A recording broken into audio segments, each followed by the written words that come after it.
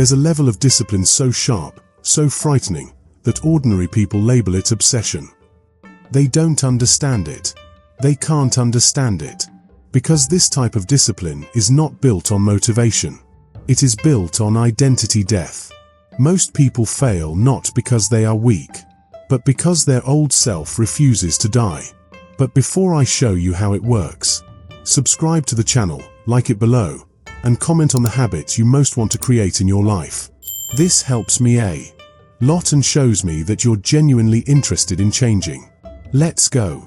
Alex was one of them. On the outside, he looked fine. A normal life. A job he didn't hate. A future that wasn't terrible. But inside, he was falling apart in slow motion. Every night he told himself, "Tomorrow I'll fix everything." And every night after that, he repeated the same lie. 17 attempts. 17 restarts. 17 promises that broke before they even began. It wasn't laziness. It wasn't lack of talent. It wasn't even fear. It was something far more dangerous. Inconsistency. The silent poison.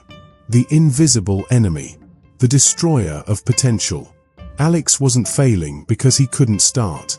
He was failing because he couldn't continue. And then, everything changed. But the change didn't begin with motivation. Not with some sudden spark. Not with a new year, new me. Not with a dopamine high from a motivational video. It began with something ancient. Something older than his country. Older than his culture. Older than his excuses. A Japanese system used by Zen monks for more than 800 years. A system so powerful that it rewires your brain from the inside out. Gyoji. The practice that sustains itself. The monks say, if you need motivation, you are not practicing Gyoji. If you need discipline, you are not practicing Gyoji. If you need effort, you are still trapped in the old self. Gyoji is not about doing something. It is about becoming someone. And Alex was about to discover exactly what that meant. There is always a moment, one moment, when a person finally sees the truth without excuses. For Alex, it was a Tuesday evening. He sat in his apartment, surrounded by the same unfinished books, the same dusty dumbbells, the same goals he had written 100 times and completed exactly 0. His phone showed the same notifications. His mind played the same thoughts. His life repeated the same cycle. It didn't matter if he slept early. It didn't matter if he planned everything perfectly. It didn't matter if he promised himself he would change. Because deep down, he knew the truth. He wasn't inconsistent because he lacked discipline. He was inconsistent because he still lived as the old version of himself. And nothing changes until that version dies. That night, for the first time, Alex admitted something he had avoided for years. I don't trust myself anymore. The sentence felt like poison, but it was also the first honest thing he had said in months. And honesty is dangerous, because once you see the truth, you can never unsee it. Alex realized something terrifying. He had motivation. He had ambition. He even had desire to improve. But he had no identity to support it. He was trying to build a skyscraper on mud. And then, by pure accident, or fate, he heard a sentence that cracked his entire worldview. Consistency is not built by force. It is built by ritual. Ritual. The one thing he never had. A link. A pull. A system deeper than discipline. And that led him, step by step, into the world of Gyoji. Gyro. A 62-year-old Japanese man with a calm face and unshakable presence. He didn't talk much. But when he did, every word felt heavy. Gyro wasn't a monk, but he had spent years learning Zen discipline systems. His reputation wasn't loud, it was quiet power. People said he followed a lifestyle that ordinary minds would collapse under. And Alex was desperate enough to listen. Gyro studied Alex's restless behavior silently. His tapping foot, his nervous breath, his unfocused eyes. Then he said something that shattered him. You don't need discipline. You need death. Alex froze. Not physical death, Gyro continued, but the death of the identity that keeps breaking your promises. Alex didn't know whether to be afraid or relieved. Everything you fail at, Gyro said, is because you are still trying to use the strength of the old self. And then he introduced him to Gyoji, not as a practice, not as a system, but as a rebirth. The Gyoji philosophy. Discipline is not something you use. It is something you become. The monks believe that discipline fails when it depends on energy, motivation, mood, emotion, inspiration, willpower, because all of these are unstable. So Gyoji removes them. Instead, Gyoji builds identity repetition, pattern stability, ritual anchors, self-perpetuating behavior, a no-gap environment, and a mind that cannot quit because quitting is no longer who you are. This was the first lesson Gyro taught Alex. You don't rise to the level of your goals. You fall to the level of your rituals. When Alex heard this, something inside him cracked open. He realized he didn't need more willpower. He needed a structure that would continue even when he didn't want it to. Motivation was optional. Identity was not. Alex's realization. As the session ended, Gyro placed a single notebook in Alex's hands. It wasn't fancy. Just black cover, no title, no decoration.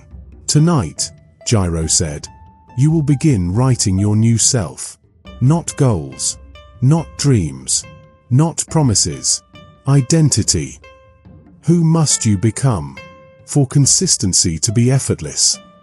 Alex didn't know the answer yet, but he knew this.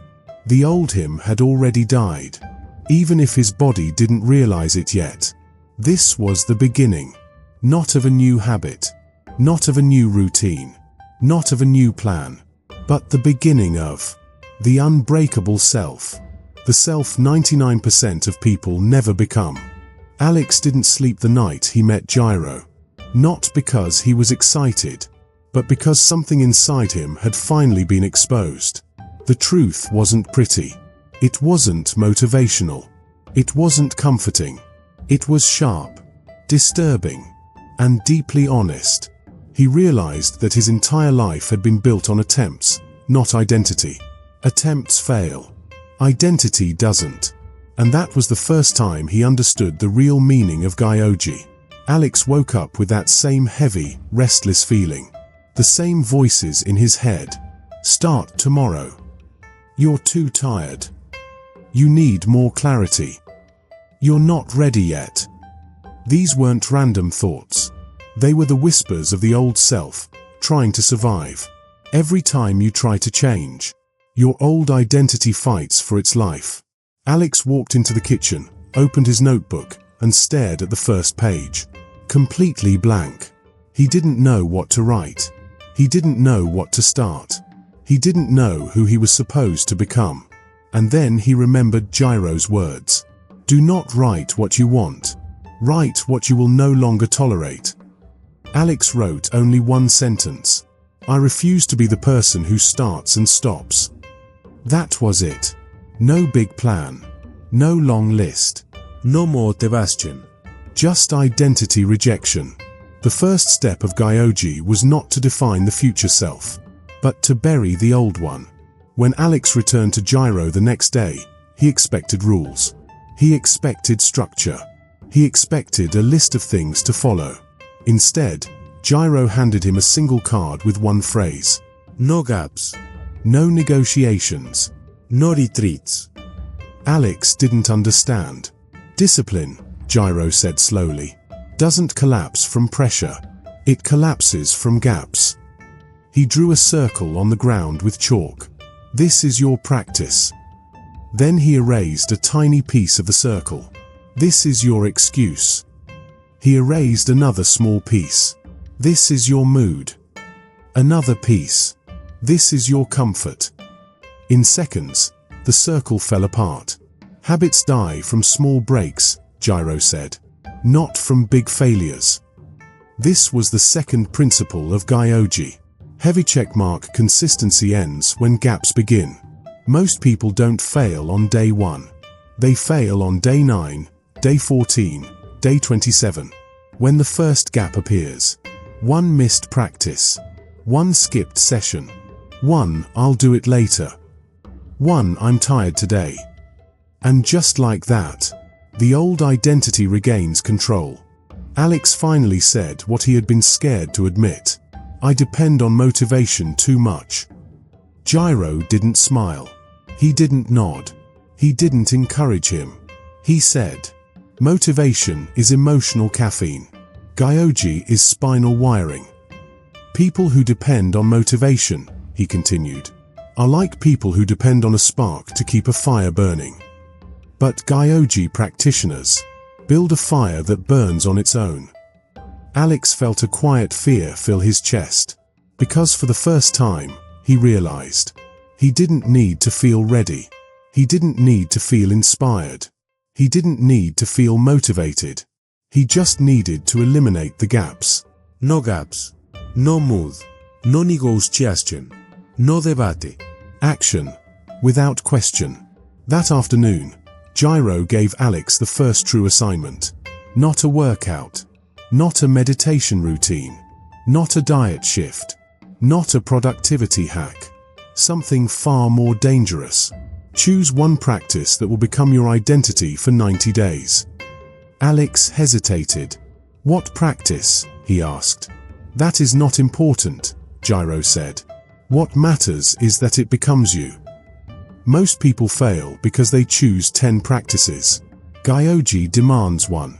One practice, repeated without gaps, until it becomes instinct. Alex wrote 3 possible habits. Reading, training, journaling. Gyro shook his head. You are thinking like a beginner. Gyoji is not about the habit.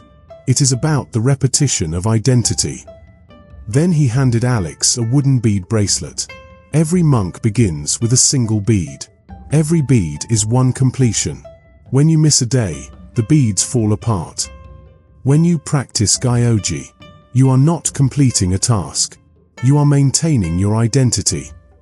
Alex chose training, not because he loved it, not because he was good at it, but because it scared him. And fear is the door to transformation. Most people build schedules around comfort, around free time, around feelings. Gyoji builds schedules around non-negotiation. You will train every day, Gyro said. Same time, same place, same duration, no variation. Why? Alex asked. Because the brain seeks escape, Gyro replied. And variation is escape. This was the third principle of Gyoji. Heavy checkmark repetition is freedom. Variety is distraction. Most people chase novelty. Gyoji practitioners chase mastery. Alex set his training window at 7 p.m. Not 7:01. Not 7:15. Not whenever I can. Exactly 7 p.m. If he was tired, 7 p.m. If he felt lazy, 7 p.m. If he had a bad day, 7 p.m. If he was stressed, 7 p.m. If he didn't want to, 7 p.m. The practice was above emotion, above mood, above preference. This single rule changed everything. Because the moment you remove negotiation, Prokrastination dies. Alex thought the hard part would be the physical training. It wasn't. The real pain was psychological. Not lifting weights, not sweating, not soreness, but the moment. 5 minutes before 7 p.m.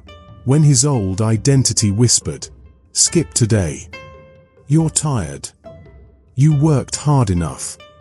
Just miss this one day. You can start fresh tomorrow. This is the voice that destroys people. Not the environment. Not the difficulty. Not the circumstances. But the internal self negotiating. And every time Alex stood up at 6:59 p.m., the whispers got weaker. Not because he was stronger, But because the old self was dying.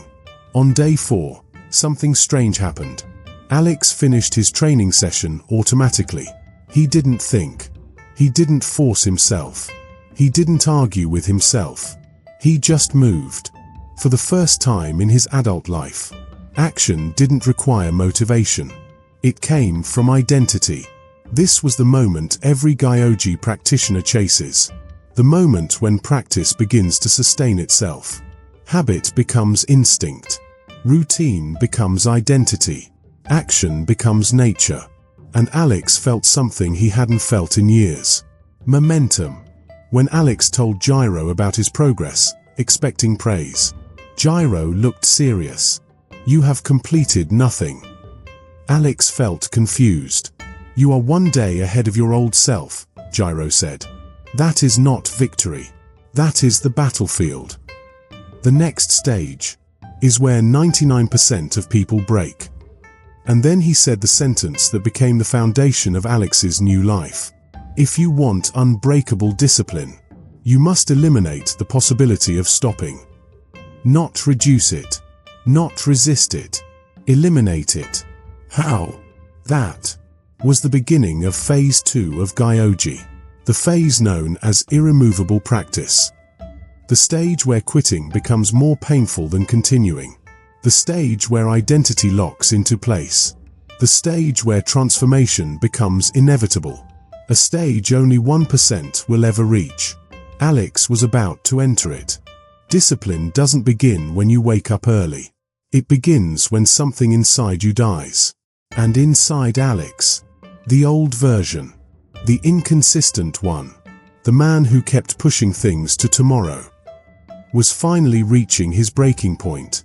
When his Gyoji practice reached day 11, something strange began. Zen monks call this stage the dark gate. The doorway no one can cross without killing their former self. For Alex, this stage wasn't mental. It was emotional. Every night, when he sat down for his non-negotiable practice, his mind tried to sabotage him. "Just skip today. What's the difference? No one is watching." But the core truth of Gyoji is this. You don't practice for people. You practice to kill the weaker version of yourself. On the night of day 12, Alex sat at his desk. Laptop closed. One dim lamp on. Eyes burning. Mind tired. Body begging for rest. And a single voice in his head repeating, "Quit. Quit. Quit." That was the moment he realized. Gyoji will break you before it rebuilds you.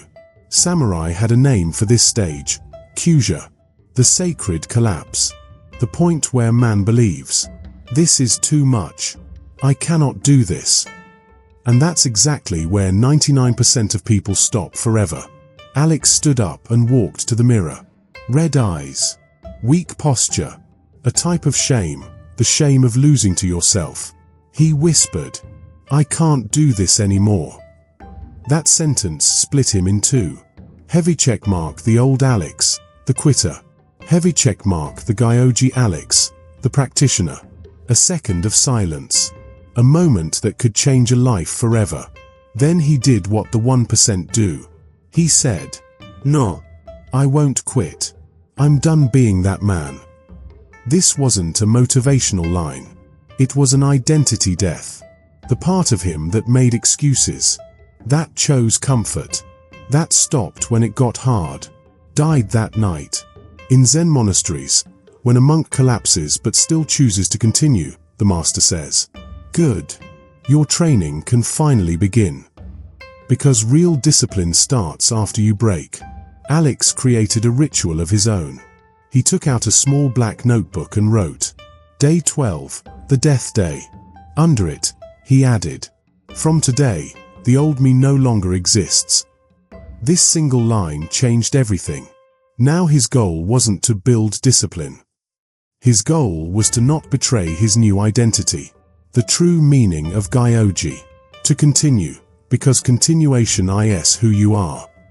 At 1:47 a.m., exhausted, drained, but committed, he completed his practice. That night, momentum shifted. On day 13, something felt different. Nothing external had changed. Same routine, same steps, same ritual. But inside, it felt like duty, not effort. He had entered the practitioner state. His brain now saw skipping as a threat to identity. Missing wasn't a mistake. It was betrayal. This is the turning point people misunderstand. Monks aren't superhuman. Samurai aren't born with iron will. They don't build habits. They rebuild identity. And Alex had finally begun that transformation. By day 16, Alex entered a strange place. No motivation. No excitement. No resistance. Just silent execution. Zen masters call this the empty state. When action is done without emotion, only presence, duty, and flow. Samurai called it Mu no Kokoro, the heart of nothingness. At this stage, a person becomes unstoppable, because discipline is no longer about feelings. It is about who you are. Day 17, Day 18, Day 19, Day 20. The days began to merge. Wake up, silence, practice, duty, reflection, repeat. His brain wasn't searching for reward anymore. He simply acted. This was the real purpose of Gyoji. Turn action into instinct. A moment comes when doing and being become the same.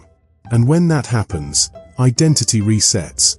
On day 21, Alex wrote, "I don't feel like I'm doing this anymore.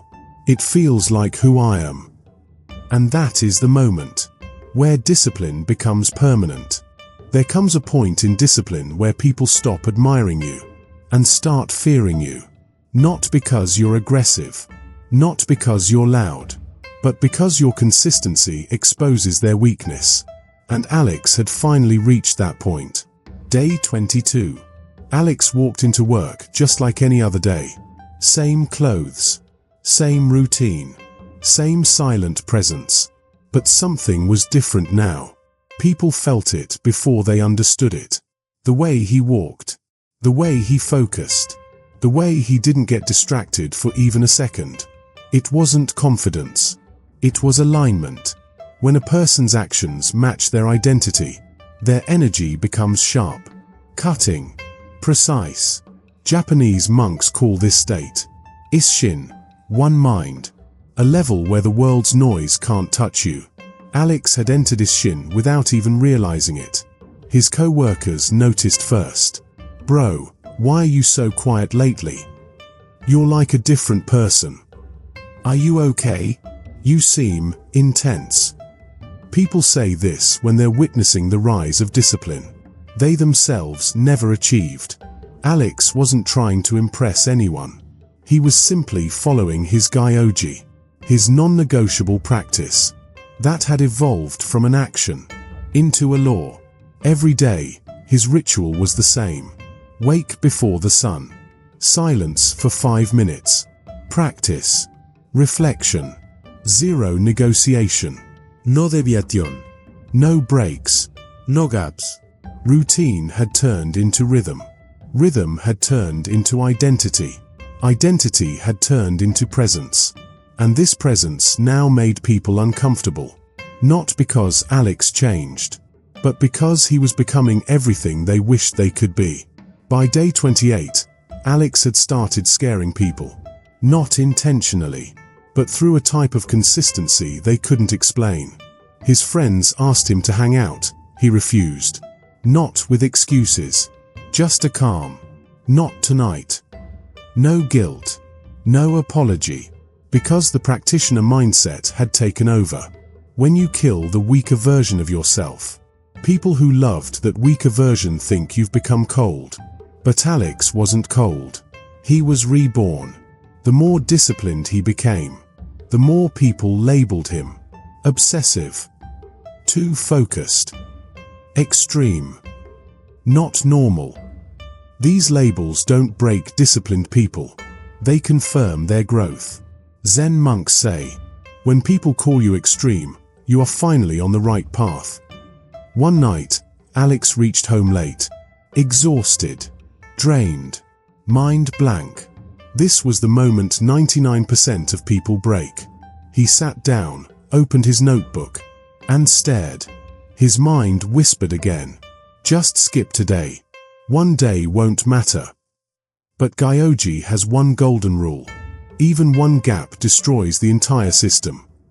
Alex remembered his collapse, his death day, his rebirth. He stood up, turned off all lights, sat in silence, and started his practice. Not with energy, not with motivation, with obedience to his identity.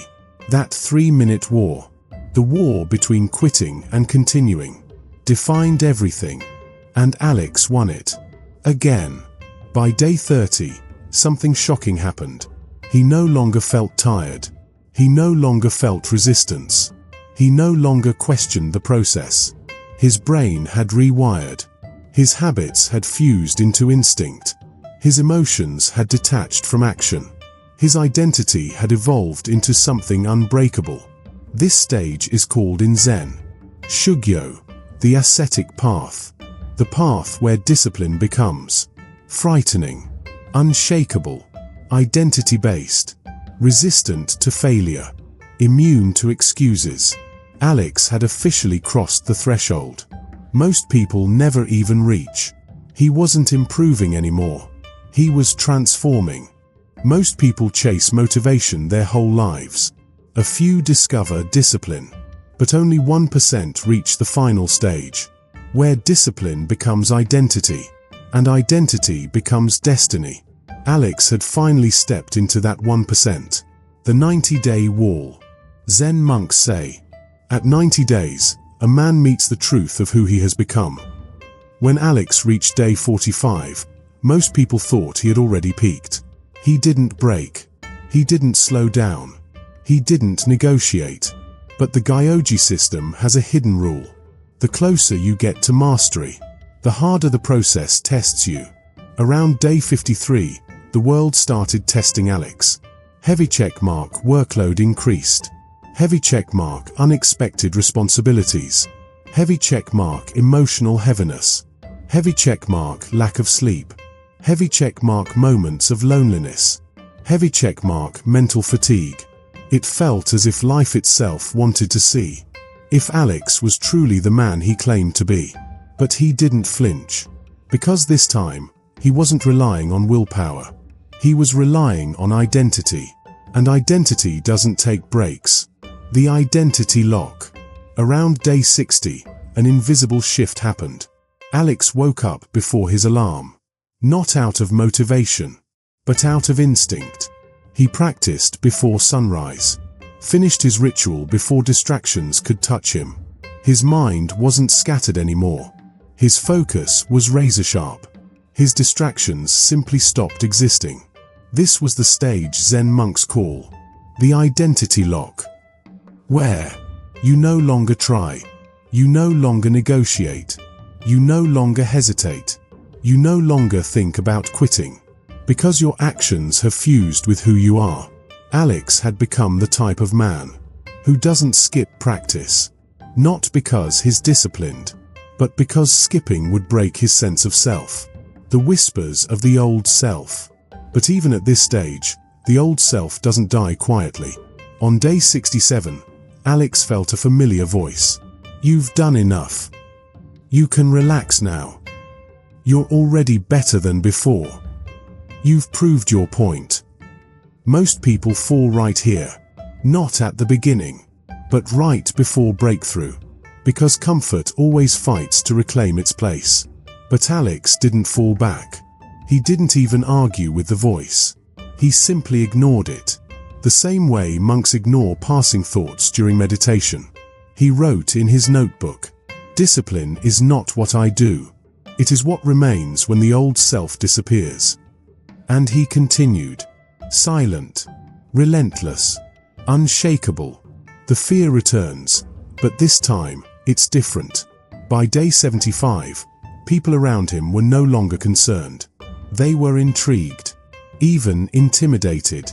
His co-workers whispered, "How does he not get tired? How is he this consistent? This isn't normal." They were right. It wasn't normal. Because Alex wasn't the same man anymore. He wasn't functioning on motivation. He wasn't functioning on discipline, even. He was functioning on identity. Most people act according to their feelings. Alex acted according to who he had become. This level of discipline scares people, because it reveals their lack of discipline. Alex wasn't trying to be better than them. He was becoming better than his old self. The final test, day 90. On day 90, Alex woke up before dawn. He stood in the silence of his room, the same room where he once broke, collapsed, cried, and rebuilt himself. This time, he felt nothing. No resistance, no excitement, only presence. He completed his final Gyoji practice, closed his notebook, and wrote 2 words. I'm ready. Not ready to stop. Not ready to rest. Not ready to celebrate. Ready to continue. Because the true purpose of Gyoji isn't 90 days. It's who you become after the 90 days. Alex had entered the final stage, known in Zen as Satori in practice, enlightenment through doing, where every action reflects truth, where discipline becomes effortless, where identity becomes unbreakable, where the old self no longer exists. Alex didn't transform because he changed his habits. He transformed because he changed his identity, the unbreakable man. By the end of the 90 days, Alex wasn't just disciplined. He had become the man who doesn't quit, the man whose actions define him, the man whose presence feels sharp, the man whose focus intimidates others, the man who follows through, the man who cannot be broken, the man who killed his weaker self. Alex didn't complete the Gyoji system. He became the Gyoji system. This is the level of discipline people mistake for obsession. This is the level that breaks 99% of people and builds the 1% who change their lives forever.